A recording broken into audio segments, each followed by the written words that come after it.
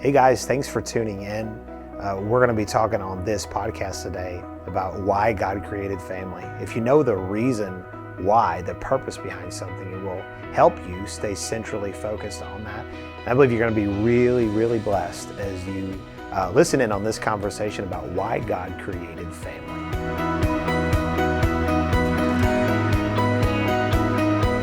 So this is good. This is awesome. We're going to talk about why family, why God created family. And, the procreation part of family, he's left up to people, right? But the original intent, the design, all of that was the Lord's. And so this is a great conversation. And something I say this many times, that if you don't know the why, we talk about this all the time. If you don't know the why about something, you're going to lose your central focus of why you're doing something, why you're involved with something. And what's the purpose behind what we're even doing? Like what and when you don't have your why, you don't even know a direction that you're going. Right. You're just going, hoping that someday, sometime you'll get somewhere. Yeah. And I believe that's actually what people have been doing, not only in marriage, but also in their families. Right. Like they hope that they're going to raise children who will become productive people in society, or I just had some children and I hope that they're gonna, I don't know, like sometimes there's not even any vision into it other than like I have ability, so I did. Yeah.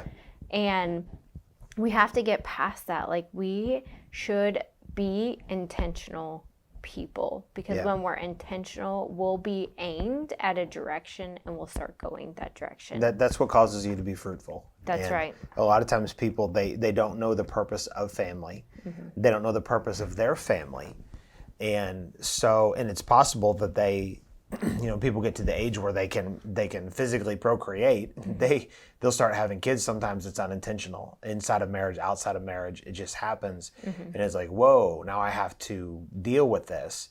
And so then, lo and behold, she's pregnant, they give birth, and they're like, what in the world are we doing here? And then people basically coast with no vision. And the point of this isn't really to talk about developing a vision for your family. I'm sure we'll talk about that another time. Yeah, definitely. It's a great topic, something that we've done and really still are working to implement as well as we should.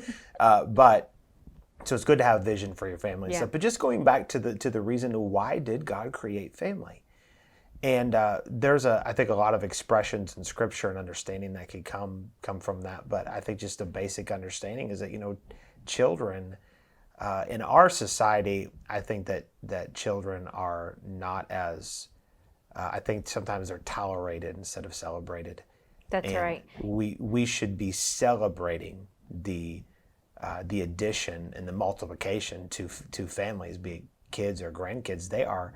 The word says that they're a heritage from the Lord. Yes, I was they're just a blessing. thinking that, that Yeah. they're a heritage. What is a heritage? It's like something that's so good and so valuable, and it's this place, it's supposed to be like where two have become one and they connected, and then it's an addition to that relationship, to that covenant, and then that is like just lived out, from this place of like this new thing that was birthed between, husband and wife, and then this new unit that was created to go forward and be what they were supposed to be together in this earth, and, bringing the Lord more so into habitation on this earth. Yeah, and it's about taking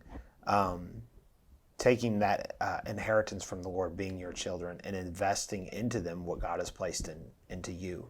And that's what family looks like. And for anybody that would listen to this, that they haven't been able to have children or haven't had children or whatever the situation is, I would say that there's still something in you to invest into other people. So Definitely. you either adopt if you feel like that's something that is right for you to do, to do an actual physical legal adoption, or you just, you spiritually adopt people, and That's you find people to invest and to put in what God has put into you. And so that's something that's in mothers and fathers is, to have children, and we're just using just the natural order that God made. And there's lots of dynamics that go on in the world we live in, because it's not a perfect world. But just, I think in a perfect world, maybe the ideal thing would be for two people to come together, get married, they start having children, and then there should be a heart there to invest the godly traits and godly characteristics that God's placed in the parents into the children.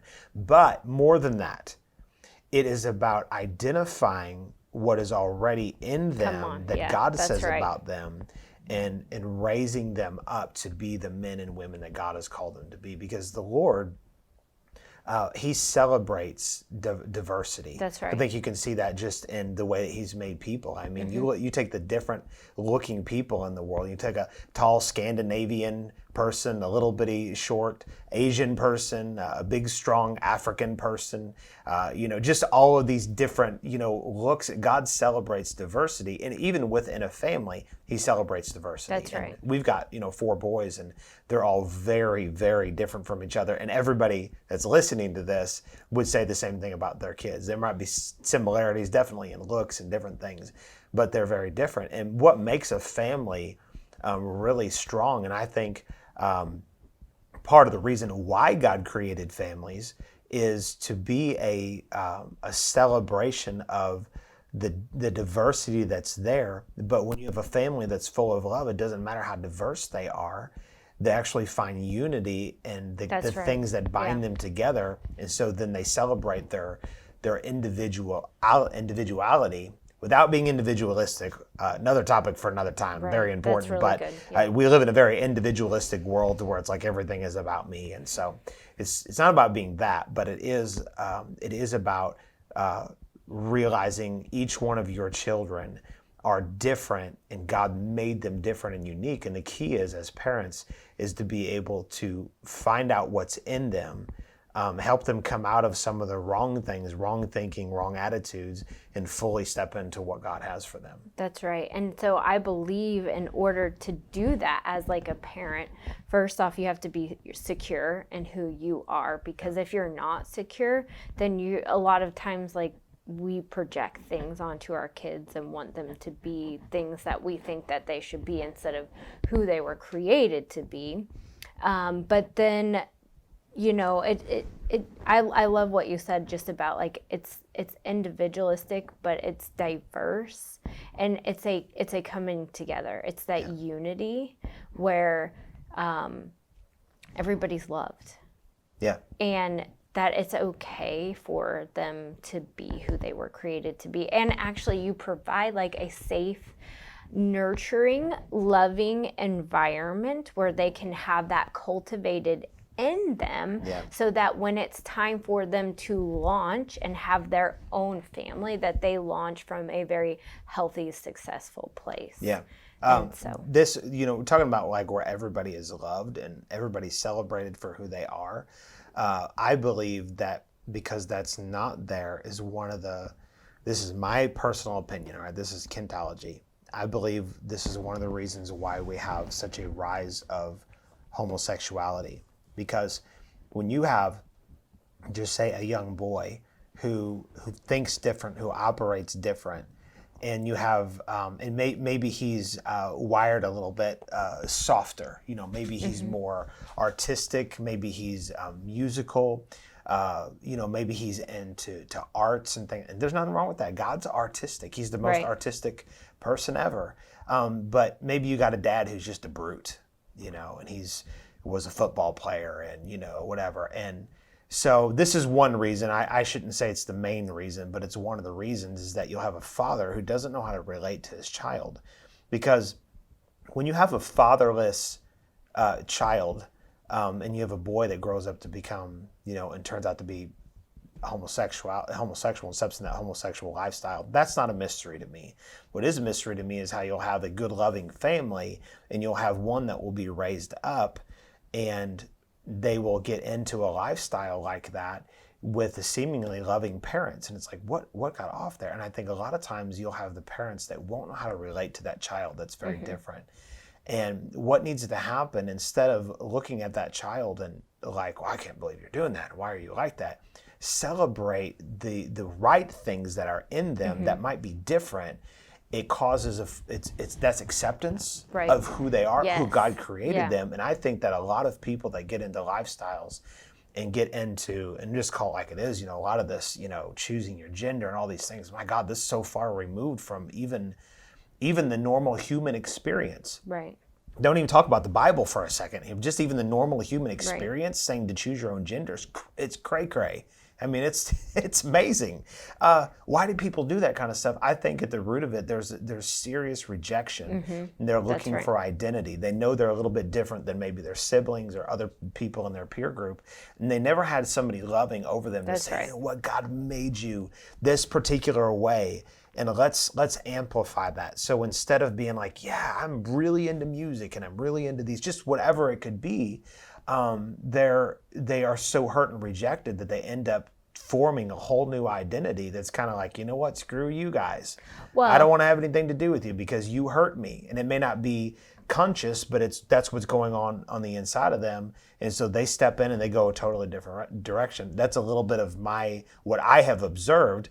But I've found it different that when you have kids that are very different than you as a dad, because I've got 4 boys, and some of them, they're all different than me in different ways. But I've had to learn how to find the things that are in them that are of God. Instead of shunning that, celebrate it and help them step into that. Right, and you have to be secure in yourself in order to do that, because a lot of times I think what happens is the reason maybe why there's a break is that you're not secure in who you are, and then fear rises up, and what happens when fear rises up is the need to control. Yes. And when you control somebody, they either rebel or they go into some self-preservation. Yes, right. But also what you said is like they cut a tie. They say, I am not getting the love and acceptance that I need here,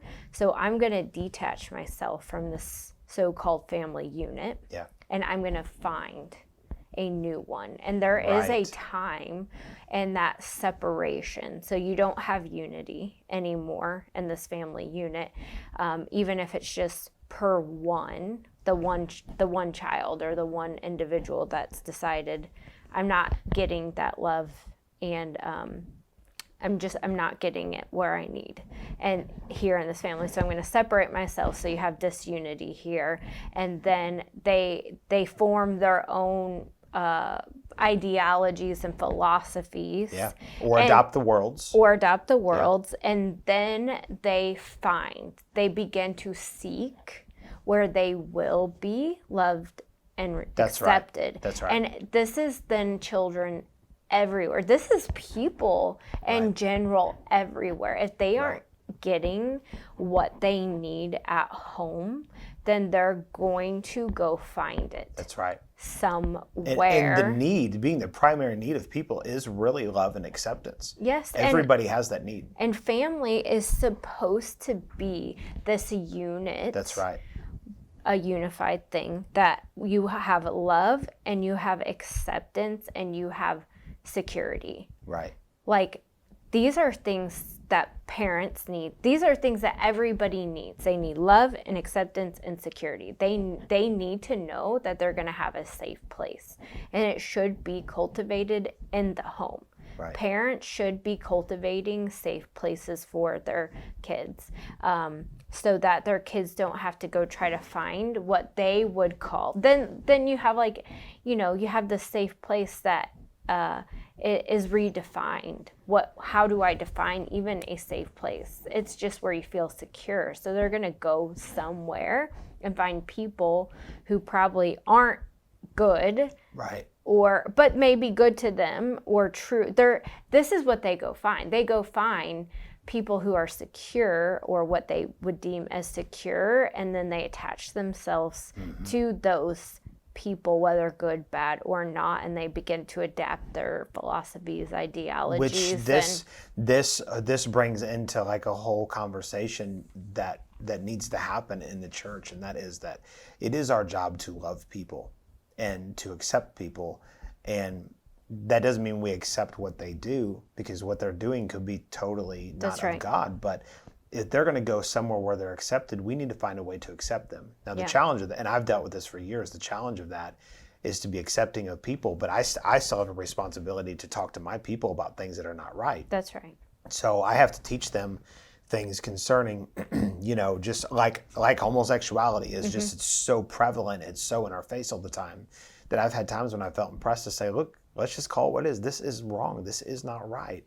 And so in doing that, sometimes people can feel insulated or inoculated from feeling like they could be a part of our church, and that's difficult. Those are difficult balances. But at the same time that we've said that, we've helped people. We've had times when we've had couples that were of the same sex that we have helped them. We've given them groceries. We've done different things because they're people. They're people. They're That's broken. right. They're people, and Yeah. so we just love them. When you find a marriage and a family to where it's not healthy, which is what God wants. He wants the family to be a representation of His kingdom in the earth. That's right. That's right. And people coming together and being unified together. When you see a lack of that, it's usually because there's brokenness in the leaders of the homes, the parents. That's right. And broken people make broken people, That's make right. broken people, make broken people. Hurting people. Joyce Meyer's got this great saying: "Hurting people hurt people." Yeah. So when people stay in a cycle that they were brought up in, and they don't identify, okay, that's actually wrong.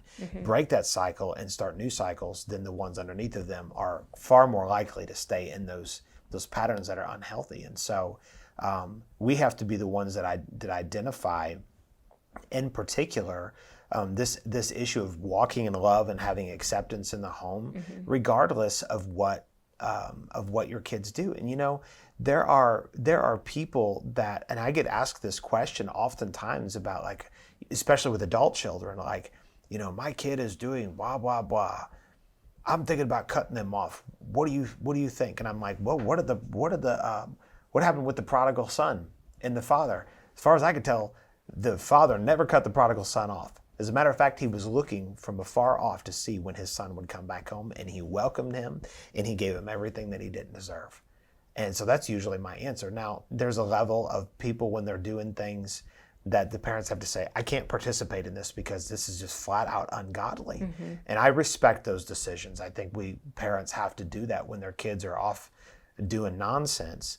But we should never stop loving our children. Never stop accepting our children. And from when they're young, especially those that would be listening to this that would have young children, you need to do everything you can to bring your kids into a loving relationship with you. Yeah. And, it's interesting. We talk about this a lot, that, we bring our kids into something and then bring them out of it. And because when they're little, you can't reason with a 2 or a 3-year-old. If they're going to run out into the street, you can't go, now, whatever their name is, now you better not do that, or you might get hit by a car, because cars go fast and they're bigger than you, and you can't reason with it. But if they're going to run out in the street and they're going to disobey you, you get them and you discipline them appropriately to keep them from doing something that's harmful. That's right. That's what God did with the children of Israel with the law. But then when Jesus came, He brought them out of something that He brought them into. Yeah. And so that's what we do with our children, is that, when they're young, we have to, and of course we believe in spanking because it's biblical, it's right, and it is proven to be good, and there's right and wrong ways to spank. That's right. We'll talk about that. We'll give some good practical tips on right and wrong ways to discipline, to spank, and what it means to train a child and all that. But it's proven to be effective. But the older our kids have gotten, the more we've brought them out of, like we have a 16-year-old, and I'm not going to bend him over my knee and spank him. And I basically, he's such a good fine young man that we don't really discipline him much anymore. He's stepping into manhood, and we basically approach him like, okay, well, what do you think about this? You think this is a good decision? There's a lot of wisdom that can be in this stuff, but ultimately we try to lead our kids into a grace relationship with them, because that's what we have with our Father. That's right. But because they have chosen to remain sons, there's also there's also the ability there for us to say, son, I Yes. wouldn't do this. I've been your age before. Obviously, I'm older than you, and I would be careful about this. Right. And so, why God You can created family, impart wisdom. you can impart wisdom. Yeah, Yeah. if you that If you're availability true, is there. a true father Yes. can impart wisdom. So let's answer this question really quickly. Why did God create family? What is the reason? If you could just say it in a paragraph, why did God create family? Because I think this goes back to the why. The why. Yeah. Yes. Gosh, there's so many things that I'm just trying to get words or whatever to. So it's an expression more. So God's so vast, and I believe that we're supposed to be expressions of who He is, but then it's this unit coming together of being a group of people who love each other, who are united, who then create more united people Yeah. that continue Yeah. creating united people. Yeah. Yeah. I mean, to just show That's good. the goodness of God here in the land of the living, in the land of the living, like just to continue to cultivate more of who God is. Yeah. Because, it says a seed is created after its own kind, and we are created after God. And so as we come together, create children, then children rise up and create children. And so it's supposed to be where like a family is a heritage of the Lord. It's like it's a heritage of His seed. Yeah, that is also good. I'll say I'll give a little input on that and really answer that question as to why God created family. And I think that there's different things, there's different institutions that God created. Yeah. He created marriage, He created family, He created government, He created the church. Now, I think that the government and the church, He created those because of the fall in the world, is almost like the after creation. So there's reasons and purposes behind all of that. But I think the idea of having a relational, diversified unit that walks in unity with one another is one of the greatest expressions of who God is. And I think that everything we do on this earth should represent and express who God is, the kingdom of God, what it looks like. And this is why in church and in our family, and I don't lead perfectly in this, but one of my biggest things that I harp on is unity. Yeah. We have to be unified. If we're not unified, why are we coming together? If we're coming together to bicker and to fight and whatever, that's no purpose of the Lord. But to come together and be unified, not because we agree, but because we're in covenant with one another. There's a covenant in family because of the coming together of the marriage, but then having children come out of that. There's a covenant that's there that when that arises, you can take a home that from being strife-filled to being the most blessed environment that one would ever want to be in. And that's what we're after, and it represents the Lord well. And this is why, like, even in the church, like, people could tell me the worst things that they would ever do or have been involved in, and I've heard some pretty wild things people have been involved in. Man, I will love them and help them and bless them any way I can. But as soon as they start coming against one of the other brothers and sisters in the Lord, they're going to get the other end of the shepherd's staff, and I'm going to beat them over the head with it because because church is family. It is, yes. And I value unity. And I say that jokingly, but also serious. I value unity more than anything else. Yeah. And being unified is such a great expression, and families are designed to be that way. That's right. Yeah. Thank you for listening in on this conversation. We hope this has and will continue to encourage you in your marriage and family. Don't forget to download and comment and share this episode. You can check out Ward Ministries at wardmen.org. If you have any questions, please email us at info@wardmen.org. Keep your eye out weekly for our latest conversation on marriage and family.